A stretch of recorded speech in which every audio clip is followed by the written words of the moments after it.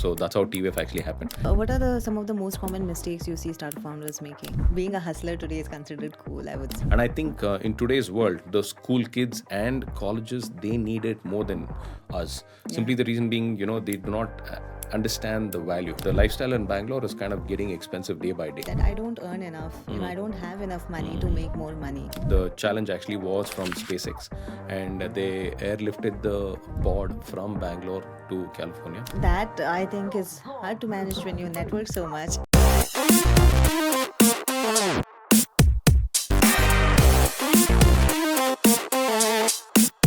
Hi everyone, welcome to the Cashvisory podcast. I'm Arpita, the co-founder of Cashvisory, and we are on a mission to get every individual to their first investments. Today we have with us someone very special, Umeysh Ramalingachar, a brand strategist, a startup enabler, and a podcaster. He has made his way into the biggest enterprises, not just in India, but also on a global level, with his exceptional networking skills. And you can win a chance to have a one-on-one mentoring session with him on networking if you find our Easter egg in this episode. So, Mesh, you've had a remarkable journey of 20 years coaching and mentoring startups and entrepreneurs in networking, in growth strategies. And you've also had a very interesting stint with the much-loved The Viral Fever, TVF as we know it. So, audience, stay tuned if you want to know all about Umesh's journey in TVF because we are going to get right into that. So, welcome to the podcast, Umesh. Thank you so much, Arpita. It's a pleasure to be here and to be connected with you. That's great. So I'm going to just dive right in because I'm sure all of us are very curious to know how this TVF come about. So I have been in the startup ecosystem for almost like close to 2 decades right now. And for TVF, for it to actually happen, one of the biggest things was I got to meet Arnab, the founder. And what he realized was, I think Umesh is somebody who's got a very good set of connections, network, and that is something which we can actually, use it as a beneficial or as a value add to the company, because the company was at a phase where it was growing exponentially, and we were also at a point where we just released Pictures season 1, and it became like a big thing. It went viral, and just after that, a couple of months, we were actually in talks with one of the biggest investor, Tiger Singapore, and we raised funds. Tiger Singapore, wow. Yes, yeah. So we raised funds, and we were always in the news for all the right positive things and all that. So once this actually happened, they were looking for somebody to kind of be based in Bangalore and to set up the office for them. So I happened to be the guy. So I joined them as VP of brands. I was part of the leadership team. So Bangalore office became the south of India office, and the whole intent was to kind of start producing regional content like vernacular language content in Tamil, Telugu, Malayalam, and also there was a little bit of importance given for Kannada as well, but it did not take off. So that's how TVF actually happened. And for me, it was one hell of a roller coaster ride. I enjoyed it, simply the reason being somebody being associated with TVF, it's like a very big deal. And I think for me, my life changed after joining TVF. Right. And how many years did you spend with them? I was there with them about close to 3.5 years. 3.5 years. You got to work with some of the best creators of our generation, I would say, and they are still doing great work with the latest shows. So that's amazing. But tell us more about how your journey started. Your career, and how did you end up where you are today? If I'm sure it's a lot, but if you could tell us more. Yeah, so basically my journey has been a roller coaster ride, simply the reason being it was not organized or it was not planned, because I started off working in a very early initial days, working in an internet cafe part-time while I was doing my college. Then after that got into a call center, was part of the whole bubble of the whole KPO and BPO and all that. Then after that I used to be doing a lot of night shifts, and it became a very monotonous, mundane job. Then I said I had to kind of, put an end to the whole call center, night shifts and all that, and took a job at one of the enterprises, which was a startup back then. The company is called as Speedera. And then we went through a merger and acquisition. So Speedera was taken over by Akamai. And that's how I actually entered the enterprise space. But I was there in the enterprise space also for about close to 4.5, 5 years. It kind of became more of a rat race kind of a thingy. Then I had to kind of say, let me put an end and kind of explore the startup, because the startup bubble was just picking up then. Which year was it? This is in 2007. Yeah. So 2007, 2008, early then. So then there obviously the whole startup world in itself was like very, very nascent. But I kind of had to take a plunge into it because I want to learn and kind of the learning was very immense for me. Simply the reason being, I always keep saying this: none of the B schools, or probably none of the schools, can actually teach you what actually a startup or the startup ecosystem can teach you.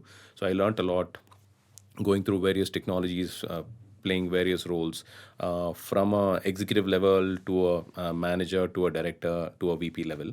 So that's what actually the whole startup ecosystem, taught me. And right now, I'm actually mentoring and advising a bunch of startups. I'm very actively involved with T Hub, the Telangana government, T Hub, and I'm also a guest lecture visiting faculty with a couple of universities. One of the biggest achievements which has actually happened in the last 2 years is because I started a company about 2 years back with my Russian partner. I'm a guest lecture visiting faculty with the Moscow School of Management, which is one of the biggest schools in Russia. It's called as Skolkova. And here in Bangalore, Alliance University, I'm an ex-Christite, so I also get called by Christ for as a guest lecture visiting faculty at times. So that's what I've been doing. That's amazing. And you've had interactions with college students, startup founders, even corporates. So that's quite a bunch of experience. We are going to deep dive into networking as well. But first, just wanted to, get into your current role. So what do you like best about your job at this point? So for me, the best thing about is about meeting people, learning from them, and basically, there's a lot of takeaways. I, do a lot of observation analysis, and there's so much for you to kind of take away. Simply the reason being, they come with very good experience, and the kind of knowledge which they have, which they're willing to share with you, is absolutely immense. I think that is like a very very big learning for me, and I'm always on that learning curve. Even after 20 years, and Yes. that's amazing, I- right? I The believe- student attitude Yes, that you all absolutely. have to. And how do you think it lends into your success at work? All this interacting with people, networking, learning from them. How many different ways does it help you in your career growth and success? So it actually helps you in many ways. Simply the reason being, there are always situations, and the startup journey or the business, it puts you at a situation where you're supposed to raise funds or probably get some work done, or a brand sponsorship or a partnership, and all of this actually happens if you have a very good relationship with people, because they will say, hey, could be Umesh is asking for this particular help, or he is seeking out so and so, and they would be more than actually happy. Even if they are not happy to kind of help me, they'll put me across to the right person. So that way, at least you maintain your circle of friends or people whom you can actually rely on, and Yeah. that is something which I count on, and that is what has kind of kept me going Yeah, till date. definitely.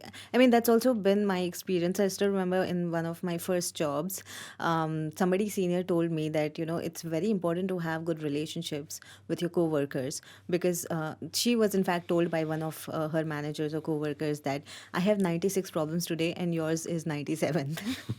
So you're not even on my list of priorities. And he was very upfront about it, because if people don't know you, they're already handling so much in their life, right? And why should they pick up your agenda for their day?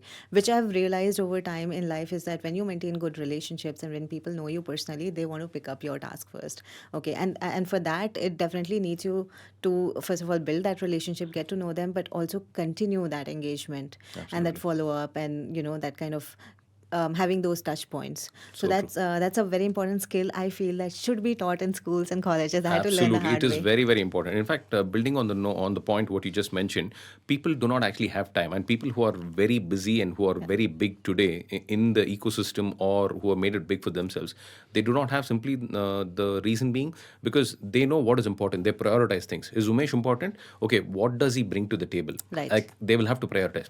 If it is just going to be just a faffing around conversation, which actually is not going to add value, Yeah. for him, time is money. Time Yeah. is very, very essential. So Definitely. that way, he'll see if there is anything which can probably like a give and take, Yeah. or can I get anything if I have to give 30 minutes time, or probably what is that he's seeking. So Exactly. it has to be clearly That clarity, and what you Yes. bring to the table, what exactly you need from them. I think like it's also not necessary that every time you have something to offer. Sometimes Correct. you can actually approach people for help, but be very clear and precise about it, because they have to take out their precious time to even help Absolutely. you. Yeah. And actually, if you see, most of the guys, they ask me very bluntly, what's the agenda? Give me some context. Why are we Yeah. meeting today? Yeah. So all of that is actually very, very important. Yeah. And I learned it again from my, my peers, or probably the reporting managers whom I used to be working with very closely. These are all very big guys, running like a multi-million dollar, a fund, or probably they have so much of responsibilities on their head. But the point is, for them to kind of really give that kind of time, they have to kind of think through, because they have to be in the frame of mind, right? Because they'll be thinking about business, Yeah. they have deadlines to meet and stuff like that. I'm Yeah. sure you also, as a co-founder, you'll be having the same kind Yeah, of and a like mindset. everyone I approach for advice, even they have their own agendas. So Very true. definitely, and I mean, you have had experience mentoring a lot of startups at T Hub, NASCOM. What has your experience been with startups and founders, and what do you think? Some of the tips that startup founders can use today. One is obviously for this networking, and especially because this networking becomes very important in securing funding, which for a VC-backed startup is an ongoing goal. I guess it never stops. So what are the some of the tips that you would like to share? So for me, what I've seen is in be it with T Hub, or I worked in the past with NASCOM 10,000 startups very closely. What I realized was most of the startups, the pattern or the trend which I've seen is they approach me trying to say, Umesh, I'm trying to look to raise funds. Can you help me get connected to that VC, this VC, and stuff like that? See, they need to understand, because if they've done the groundwork and if they understand as to why are they looking to raise funds, and how do they want to utilize the funds, Yeah. if they're very clear about it, I think if with the kind of efforts or that small network which they have, they themselves, they'll be able to kind of find a VC for themselves. Since they're not able to, they would have probably goofed up or probably gone wrong somewhere, and because of which they don't want to give it an attempt. You have to kind of, I believe, being patient, perseverance, and being a little pushy is very, very important. And all these three elements are very essential for any startup founder, because without which, I think on the long journey they'll get burnt out and they'll feel like they give up very Yeah, soon. But I think I always feel that it's a marathon, it's a marathon, absolutely. not a sprint at all. Consistently planning your energy, your mindset, getting that Pacing in. yourself. Yes, exactly. So, Rightly said. what are the some of the most common mistakes you see startup founders making? So one of the biggest mistakes is their budgeting. Their when they're looking to raise funds, they have to plan it in such a way as to, once they get the funds, how do they want to utilize it? Yeah. What are the key elements which they've kind of bucketed into? Like, for example, they say 30% is for marketing and so much is for technology and so on. So when you have 100% pie, which is clearly marked, and I think they should be able to kind of allocate those kind of funds into those particular buckets. Otherwise, they'll say miscellaneous, and a lot of that's where Yeah. the leakage is going to be happening. So to kind of plug that, you have to be very, very careful of how you're going to be utilizing the funds, because one is the investor's fund, and once the investor they write the check, they will probably keep asking you a lot of questions. How are you Yeah. utilizing the funds? How is the company growing? What's been the traction, trajectory, growth? And for all of this, if you have a proper budgeting planning on your Excel sheet wherever you're doing it, I think that will kind of give you more clarity, and that will also give the investor more clarity. And I mean, for us as startup founders, that's something that came very naturally to us because we were in finance, right? So I don't really know how, being a non-finance person, what kind of challenges you face coming up with these projections, these plans, and managing it on day-to-day basis. Have you had any interaction with any of the startup founders where you could figure out like what their major challenge and why can't they just manage the money? Yeah, so one is the majority of the startup founders, they're not able to kind of look into the whole finance piece of it, because even if it is his or her cup of tea, she does not have that mind space, because there are so many So other many things things which are other going on. things. So if they have a dedicated person who comes from the financial advisory, because he or she her job will be to kind of keep the book of accounts, Right. up to date, like it up to date in terms of even the smallest of expenses. It could be 10 rupee, 100 rupee, everything has to be factored in. That is when you get the actual as to how much has been the expenses, how much is your monthly burn, churn, and stuff like that. Because if you don't actually have that right, I think that it's they're calling for disaster. So, do you think the majority of the problems happen at the point of decision making on where the money goes, or it's more of the tracking and maintaining records of where the I money think went? both of them actually, play a very, very important role. Of course, to kind of highlight on the point, tracking where the money came from, that is one thing, and where the Obviously. money is going is also something equally very, very important. Yeah. No, definitely. And of course, this we see, more often than not happening in VC-backed startups. The bigger the funding round, the bigger the stakes are, and bigger the magnitude of mistakes are. Actually, it rhymed. I didn't intend it to rhyme. So, yeah. So I feel that this is something that could be, wrong at a very core level. There could be some root cause that has not been identified, why so many founders are losing track. Have you noticed any sort of pattern? Do you feel that there is some issue there with the startup ecosystem today, and especially VC-backed startups, that this is a challenge that most startup founders may be facing? So most startup founders will be facing challenge. One is, as I told you, there are a couple of things. One is hiring, technology, financial bit of it. So they'll have to prioritize as to which is the top one. For them, obviously, finance is number one. If you ask me, simply the reason being because they have to pay out salaries, building expenses, whatever, rental and stuff like that. So if all of that is actually factored in such a way that so much has to be like you put them on auto debit mode, right? How we kind of set our payments with auto debit Yeah. mode kind of a thing. Similarly, like that, they will actually have a full-fledged dedicated finance department who will be looking into it. But again, I think that will kind of give them more clarity, or how much of a fund is being burnt and how much are they able to kind of generate revenue. Because at the end of the day, it's not like a reserve bank cash reserve that they're sitting on, right? Yeah. Only when they generate sales and for selling their services and products, they're able to kind of generate the cash, and that goes into your cash reserve. But how much of it has been spent on the wrong for the wrong reasons or the wrong purposes is something which has to Right. be completely. So that definitely is different for, like for example, a B2B or enterprise sales startups. They would have some sort of a very consistent ARR, MRR, True. annually recurring revenue and True. monthly recurring revenue for our audience, right from the very beginning. Because once you have a product, you have certain clients, you have a pipeline. Now that becomes very different for usually a B2C startup, especially if it's not direct, if it's not D2C where you are selling products and getting revenue immediately. If you're building a tech product, right, and you intend to monetize it at some point, then that becomes very different, right? So what advice would you have for those startup founders who are not seeing revenue coming in anytime soon, or not substantial enough to actually manage their expenses, and they have to sort of depend on VC money for and their burn is going to be high and it's going to be for long, right? So how do they actually draw a line in terms of when you mentor the startups? So there's basically a couple of scenarios. So one of the scenarios, let me explain it to you. So what actually happens is, as you brought up the point that in a retail in a B2C category, they would not expect generating cash revenue. It could be in the first 6 months or the first year. So they will have to factor that in and probably keep the VC posted. And keeping that in mind, if the VC is ready to kind of cut a check and probably invest into the company, which is well and good. But at the same time, that means double work for them from starting from first year and second year. They'll have to make sure that they consistently start growing. If they have 10% growth, it has to be like a year on year growth. Yeah. 10%, 20%. So that's when the VC can expect some kind of a traction is actually picking up, but at the same time they're also able to kind of generate revenue. Otherwise, it's not like they're trying to burn the VC's money, because if they're going to be burning the VC's money wholly, they're going to be out of funds very soon. Which happens, Which which happens in happens most all of the the time. I cases. think, yeah, that is very important, that wherever you are spending money, what is the return? If it's not revenue, then what return you are getting, right? Are you exactly. getting the traction that you intend to have If at a not the certain traction, it point? could also be probably, are you getting that kind of brand mileage? For example, take the example of Blinkit. How they scaled. They scaled overnight. Why? Simply the reason being, one is the services delivery on time, and also I think they did some really good guerrilla marketing, and because of which I think Yeah. they are where they are today. Yeah, definitely. I think, there are different aspects that you can measure actually where the money is going, and something has to click at some day to Exactly. bring Yeah. the money Yeah. back Yep. in.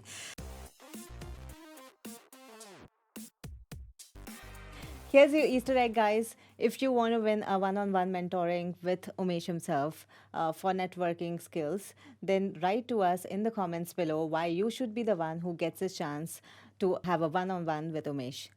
Looking forward to a quirky comment from you guys. And I wanted to know, what is your opinion about the hustle culture today? Do you think that we are just hustling for nothing, just for the, the tag of it? Like being a hustler today is considered cool, I would say, right? So, what do you think? Yeah, one is, of course, while it is a cool title probably or a hat to wear, it also comes with a lot of responsibility. It's not just you're not a school going kid or a college kid to kind of just say, as the school kids or college kids, they wear, I'm a hustler on your t-shirts. It's not about that. I never wear that, but actually it's there on my forehead or at the back of my mind, because One is, as a hustler, you got to kind of, network and connect with, right set of people, having meaningful conversations. Building that business relationship is very, very important, because on the long run, that is what is actually going to be Yeah. generating you some mileage out of it, right? Yeah. Otherwise, it's just having a network and which you're not using Yeah. it. It's not You of think it's, I mean, it's very important to have a clear objective of what you're hustling for. exactly very Right. true. Before, I used to be about 10 or 12 years back. Yeah, I used to just love connecting with people. I've been a people's guy. I used to just connect, as you said, a hustler without a certain goal or a name. But now I know if I'm hustling, I'm either looking for VCs, having a meaningful conversation, if he or she can actually invest in one of my startups, which I have in my portfolio. Or over and about that, how could you actually have a meaningful conversation? For example, that's how I actually met my Russian partner. Yeah. So I was invited for a closed door event, which was invited by a Russian founder itself who ran an edtech company, and he successfully had two exits. So he hosted a closed door event. Towards the end of the event, I happened to meet him, and we just kind of had a conversation. We kind of somehow connected. There was the same wavelength frequency match actually happened, and we decided to kind of meet up the next day for coffee. So that kind of slowly built the momentum. We understood each other, what was each one's skill sets, what each one comes as a background, and that kind of he decided to kind of say, hey, I'm looking for a co-founder. It looks like, if you're open to it, let's actually have a conversation. And we officially signed the papers, and we got into a business Yeah. relationship. And this actually happened about 2 years back, and the company is called as Spicy Rocket, which is a venture studio. It's a two-way corridor between Europe and India, focused on bringing Russian technologies into India and taking Indian companies into the Europe market. Right now, there's a slight pivot which we have done. I'm focused more, same in the venture studio space. I'm focused towards Web3 and fintech, but Right. again, it's from Europe to India, India to Europe. Okay. What are the fintech companies that you work with? As in, like, what sector they are in? So, predominantly, most of them are all SaaS-based companies, where they're trying to automate and make it easy for all the processes. One of the companies is actually working very closely with the chartered accountants, where there's a lot of Nice. manual work, book work, Yeah. and all that. They're trying to automate it, of trying to actually have a lot of this confidential data on cloud, and they can access it from anywhere, be it the clients or the the team itself. So that is one of the companies which I was associated with. So like this, a bunch of companies are in the fintech space whom I'm actively Interesting. involved. Did you ever have like an interest in fintech space, or just happen to? Yes, I had a personal interest, because obviously I'll have to manage my finances, I'll have to budget, Yeah. and I'll have to kind of look at how the long-term investments is going to be, right? Because Yeah. otherwise it's going to be a very stupid thing on my part of not calculating and budgeting your finances. Because as they say, right, your money should work for you while you sleep as well. Yeah. So Yeah. We always say that in we our always say that, sessions. exactly. So I think that is something which I'm trying to live up to it, working towards it. But right now, I've actually invested into a couple of startups, and on the personal front, I've invested into insurance and policies, and doing a little bit of stock trading. Right. We will definitely get into your finances also. When did you actually start actively managing your finances? When did it occur to you that, okay, I'll need to do this? So when this actually happened was when I lost some money, which was not actually planned for, and I ended up losing money on a regular month-on-month basis. Then I realized something is really wrong over here, and I got to probably put a stop to it. So that's when I met one of the financial advisory person, who also happens to be a CA who files my taxes, and he gave me some advices and tips, and he said you need to start planning. It could be every month or on a year-on-year basis, for you to kind of basically park it in a safe way, which will also kind of get you some interest. Yeah. So this happened about 10 years back. Okay. So for the past 10 years, Yeah, what's the biggest challenge you face doing all of this yourself? So one of the things is I tried to learn it, but I've kind of, I'm still a amateur in it. But getting the financial advisory person who's actually helping me, I think that's like a huge, biggest thing. I poorly managed it, but I think external help made a lot of difference, Made a lot because he's able to kind of educate me and kind of tell me what is right, what is wrong, how to go about it.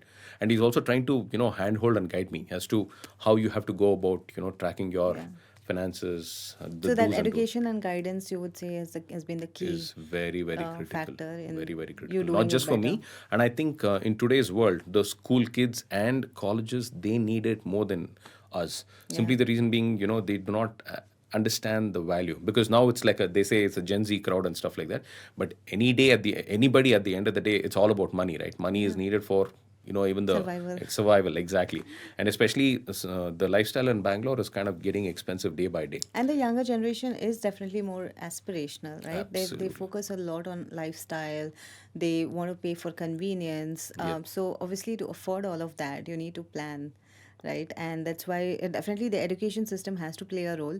We at Cashvisory are trying our best. We do a lot of sessions with colleges, with corporates to educate Nice. students, and we have gotten immensely great feedback on how it has changed their perspective about money for the younger generation, right? And especially because we feel that is the right time that True. they can absorb that information and actually implement it for their future. Because, like, for someone who graduates at 22, if they take some 10 years, 15 years to just figure out that they need to start investing, they would probably end up with only half of the retirement corpus because they missed out on the very big compounding opportunity early in their career.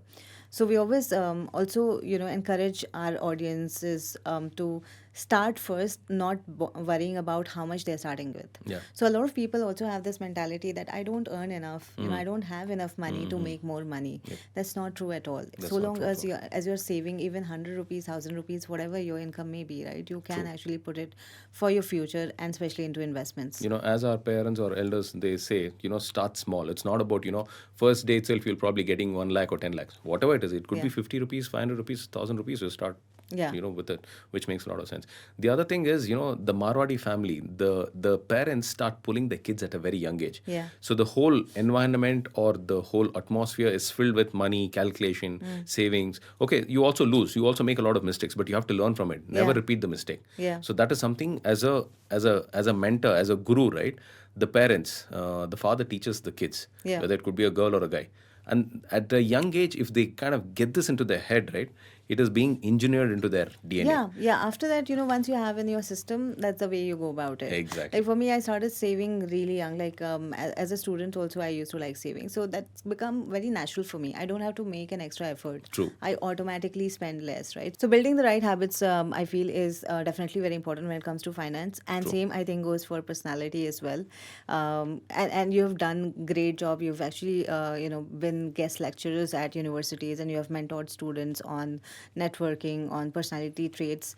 You have also been involved in some of the startup projects, and you've helped them raise funds in crowdfunding. Crowdfunding, yep. Yeah, I wanted to know more about that, how this crowdfunding thing it came about, and we would also like to tell our audience about crowdfunding as a topic. So I was involved with a couple of crowdfunding projects. One is officially and on my personal front. So I'll talk about the official part. One is one of the first projects which I got involved with was with Bits Pilani boys. Yeah. They were working on the Hyperloop project. They built the pod in Bangalore, and we as a team. So I was leading it. We helped them crowdfund, and we raised about close to 75 lakhs, Nice. and which was actually for designing the pod. And they took part in the global competition. The challenge actually was from SpaceX, and they airlifted the pod from Bangalore to California. This happened about 8 or 9 years back, and I was very fortunate to kind of work with these young minds. So again, they're also young minds who are very, very calculated because they've done the entire, they put it on the spreadsheet in terms of how do they want to utilize the funds, because there's also, they will have to factor in terms of their travel, whatever expenses, how much is it for building the pod, fabrication, the garage, and all of that has to be factored in. That's when they will be able to kind of get the clarity as to how much of funds they will be left with, or how much do they need to raise funds. So that's how the whole crowdfunding. One is the crowdfunding part of it, and also you're trying to do some PR marketing, trying to let the world know that a bunch of cool young kids who are working on this and all that. So that is the first project. The next one was with the lovely professional university Chandigarh, and they were working on a Mars rover mission. So that was actually built in the college, and for that also we did a bit of crowdfunding. Personally, what I've done is during the COVID time, a lot of people were actually facing through difficult challenges like any of us. But I try to help the street vendors and who are short of funds. So I ran a personal crowdfunding campaign by putting out posts on my WhatsApp status, Facebook, and LinkedIn and all that. A lot of people came forward to kind of help, and I maintained a small Excel sheet. Each one wanted to contribute about 500,000 rupees and all that. So I managed to kind of raise about some 25 or something like that, and I bought this young tender coconut son, he wanted to buy a jersey and football kit and all that. So I helped him buy the entire kit. And That's very noble. So crowdfunding as an investment instrument, is it even how is it regulated? Can people get into that? How is the scope in India? so what actually happened was, at one point in time, there used to be a peak where there were a lot of crowdfunding platforms which mushroomed. But I think after that, government actually regulated, because I think the funds were being misused, as in there was no complete clarity. Because they say in the name of crowdfunding, they say we charge a platform fees of 10%, 15%, whatever, some exorbitant money. So Wow. they used to lose out on a lot of money, because crowdfunding, while then the whole gateway and all of that processing fees were not regulated. I think now they have a lot of regulations, compliances are there in place. But while if there were 100, out of which about 30 to 40 would have been totally junk or crap platforms. But I think only the good ones remain right now, because they follow a certain set of rules and regulations and stuff like that. Interesting. Great. We actually digress from our networking topic because I want to come back to that. Some of your friends call you human magnet. So this human magnet tag obviously comes with a lot of skills that you have built over time. Yeah. Um, so what kind of tips you would give to beginners for networking? So I think one is, probably just having a conversation, just, pick up a conversation, whichever is of your interest. I think I do it very passionately, and I would suggest the same thing, because when you're connecting with people, it's more of a very open conversation, or it could be, you connect at that intellect connect. Actually, you have a intellectual conversation and stuff like that. But it depends. It's left to you, because I connect on various topics or genres. It could be music, or probably because I've been in Bangalore all my life. It could be about travel, or it could be about technology, startups, and stuff like that. Any of these which interests you, just start a conversation, and the conversation flows, and then you kind of get into the details as to who's he or she, what's their background, how we can actually, how I can actually offer to help them, or probably, work with them and things like that. And if there are any common synergies or areas, then you exchange numbers and probably look at Right.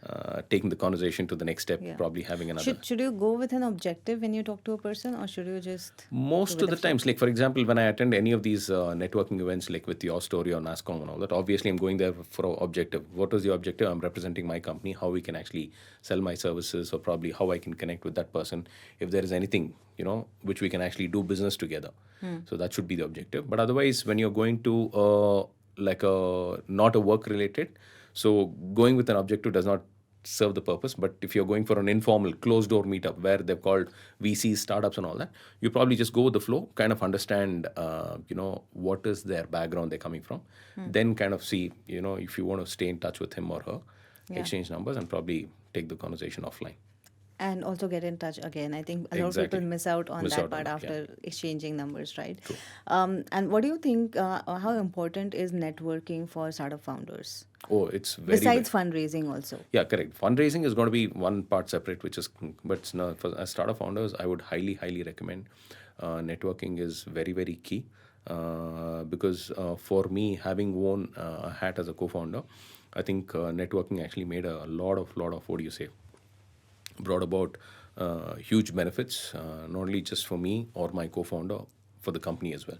Because when you're networking as a co-founder or as a founder, you're trying to basically position, you're being the face of your company, right? Yeah. You want to talk about what you're doing. You should be, again, very thrilled, excited. That enthusiasm has to be seen very evidently from your body language. This is what I do, and this is the reason why I'm here. Yeah. Would you be interested in trying to take a look at my website, or probably we can set up a Zoom call, Google Meets call. I can walk you through what we do and stuff like that. And what should people do? And this could be for the audience, discussion could be for the audience and also for myself. What should people do as a person who doesn't really enjoy talking to too many people, or we can call them introvert, for them, and especially, for me being a founder or an entrepreneur, I do understand that it's very important, not just for fundraise, but even for looking, if you're looking to hire good people, right? I think the best way to go about it is to actually know them in person, right? The more you connect with people, the more referrals you get. It's kind of like makes hiring much easier, especially for key positions. If you're looking for customers, clients, again, networking comes very handy. but it doesn't come naturally to me. Natural. For some people, it does not come naturally. I agree, and some people take their own sweet time, and they're also very selective as to whom they want to connect with and stuff like that. But that's okay. But it actually happens, gradually over a period of time. They would want to kind of take it easy, catch up for coffee, go slow, and stuff like that. Each one has their own style. Mine, I might be. I've heard from a lot of people, I might come across as very pushy or aggressive because that's the nature of me. For who I used to be as an introvert to extrovert right now, for me, connecting with people is like just drinking a glass Yeah. of water or probably So chugging in beer. in a networking session in a room, let's say you see someone just like standing in the corner not talking, would you go and approach that Of person? course, I would make the person talk, ask a lot of questions, make him or her very intrigued, and kind of, I might come across as somebody who's talking too much, but that's okay. But my objective is to kind of make the other person talk. Yeah. He or she might say, "Oh no, I'm very reserved" and stuff like that. I would like to understand by throwing a couple of scenarios or questions, and trying to gauge as to That who you definitely are. needs a lot of quick thinking, I can imagine. Because Since to I've been get a on quiet person to talk is one big task. challenge. Okay, so coming back to the point of startups, what sector do you feel, since you're involved with so many startups, you've been mentoring them, what sector do you think is in dire need of like some solutions by the startup ecosystem? So I think if you ask me, what do you say? Any of the technology companies like deep tech companies and financial technology is something which is doing extremely very well. EdTech was good, but I think after this whole Byju's has taken a downfall and stuff like that, EdTech has kind of reached, it's kind of dipped in the entire pyramid of things. But I think some of the top tech sectors would be deep tech, fintech, agriculture, agri-tech, and blockchain, of course, is doing very well globally in the Europe space. Web3 is also good, and AI is AI is is fun. the buzz and the Is a buzz in also. thing. Yeah. But any sector that actually needs startup solutions but is not being focused on I by think VCs or even founders? absolutely. One is the VCs. Of course, they need some solutions because I think they have a lot of things to juggle around with, and they have a huge portfolio to look into. They would certainly need some solutions, but again, they would probably be looking at using some of these solutions from their portfolio of startups whom they've invested into or probably whom they're working with. But apart from that, I think more on the non-tech, they would need a lot of the solutions, is what I feel. Yeah. Because one is managing, one is the talent management bit of it, financial bit of it, and that plays a very, very important Yeah, key role. I personally feel the couple of sectors that I feel very passionate about, but I don't have the expertise, is climate tech and gov tech in No, India. absolutely, Gov yeah. tech in India definitely True. needs Yeah. a lot of Glad. Thank you. You solutions. brought it up. Actually, I missed out on those 2 points. I completely agree with you. I think there's a lot of importance, emphasis which has been given at the moment, not just in India but globally. Globally, and we need a lot of founders to work on these solutions. Somebody please go make solutions for that. Coming back to the topic of finance, we want to know some of your interesting opinions. We'd like to know what is the best financial advice you have ever received. So for me, as I told you, my mentors or the go-to people whom I worked with. For example, Abhay is one gentleman who used to be the managing director of India at Speedera, and the person or as a character, he's so simple, down to earth, but the guy is in such a big position. Always trying to be humble, grounded is so important, and that is one of the biggest takeaways for me. And I think I have believed, and I've kind of gotten into the same thing of trying to keep myself very simple, approachable, and I think that takes you in a long way. It actually helps you in the long run, is what I feel. Right. And what's one unpopular opinion about money management that you have? I think people are very careless. They take it for granted, and they believe in, where they start off from a young age, and they learn to, or probably they're in the comfort zone of trying to live a very lavish life, which is a very, very wrong foot to, start note with. So, how do you think they should balance being aspirational and being having a simple living at the same time? I think what you guys are doing at Cashvisory is very, very important because you said you touch upon, you touch very young minds at school and college level. It is very, very important. Simply the reason being, these young minds, they're always hungry. They have that hunger. And when you teach them at a young age, right, you're able to kind of mold them, trying to say, hey, you should start. It won't actually happen in one go. Probably you'll have to take multiple sessions. But once that actually happens, right, it kind of becomes very integral core, because it Yeah. has to keep echoing in their mind. Yeah. Once that gets in right, then they'll be able to kind of get it. Why this person actually mentioned about it? Why is he or she stressing on this point? Yeah. Because why? Because long run, you'll have to kind of start calculating all of that. Yeah. It's not like kiska baap kya jata hai. There's a very Yeah. famous saying in Hindi, right? So whose father what goes in Yeah, no, literal. that's the hope. That's a hope when we actually talk to the youngsters that, if we can influence young minds to be more responsible, more financially empowered citizens of the country, then, our mission is And once that accomplished. actually happens, their entire mindset, their mindset, their optics actually changes. Simply the reason being, once you put that in that head, right, that the bug or the kida, then the way they look at world is going to be very, very different. They will start prioritizing as Yeah. to what is important. Do I need to buy this? If you already have, if he or she's already got 4 pairs of jeans, why would you want to buy another four? Yeah. You might as well save the money and keep it for something else. Yeah. Small savings, small investments, start Yeah. routing it for a different Definitely. purpose makes a lot of So, difference. one advice you would like to give the youth today who is looking to build their career in entrepreneurship? I mean, you have to be very, very focused and be patient. Being patient and perseverance, and probably being laser focused is very, very important, because there's a lot of Focus. there's a lot of distractions.